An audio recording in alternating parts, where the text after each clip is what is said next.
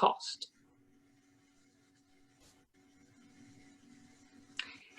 You typically think about the Ivy League type of institutions, and they cost close to $50,000, $44,000 to be precise.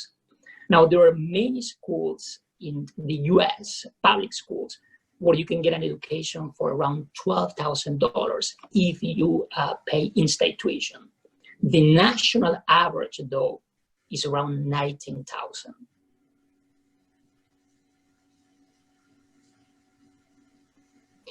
How about these expensive universities, the Ivy League type of schools? Is it worth it to pay so much? The cost to go to Yale, according to them, what you will see is that I show the links to each one of the schools. So you'll be able to click on it and be directed back to a school and look at the details and so on. So they say that the total cost is about $78,000. Now, The Economist, a magazine, did a study of around 1,000 universities in the US. And Yale ranked in the bottom 5.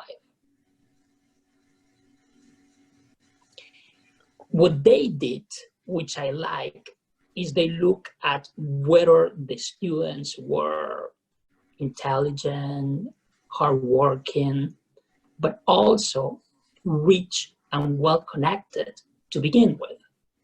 And so they said, for this type of students, they should have made $10,000 more than they actually made. I like this because it's non-commercial and it's more thorough in the way that they do the analysis. Here's the link, and remember, you give the presentation so you can go and look it up yourself.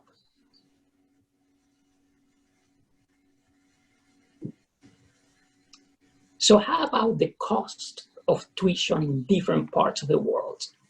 What we did here is we went to each one of these universities and we tried to find out the cost for a 2-year program. And what we saw is that in the United States, it will be somewhere, I would say, over $40,000.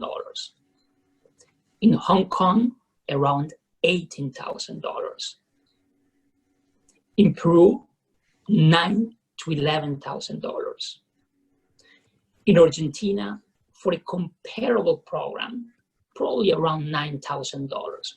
Although there are some which are more expensive at up to $28,000.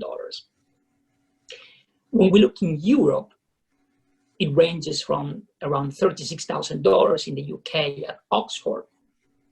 But the ones which are real good value are the universities in Spain at less than $9,000.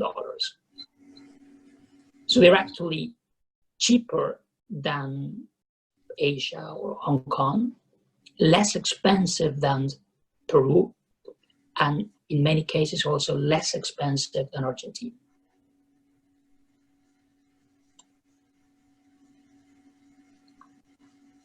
So let's try to wrap it all up. We are saying that we will have an opportunity cost which may be less than $130,000.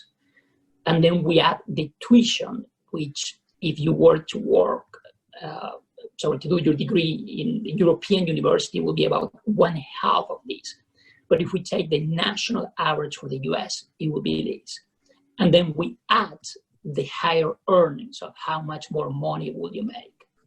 Now, when we do a detailed analysis, what we see is that all these 3 components will change, but the overall total is always very close to $200,000, the benefits of getting a master's degree. And I didn't say it before, so might as well say it now. I don't get any benefit from making this presentation. I'm not endorsing NYU or the University of Salamanca, although I'll tell you why, in my opinion, they're good deals. But I do it because I really believe in the value of education.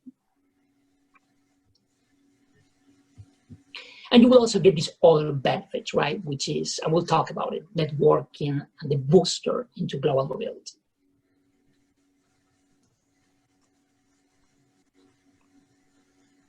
So we have seen how much money you will make.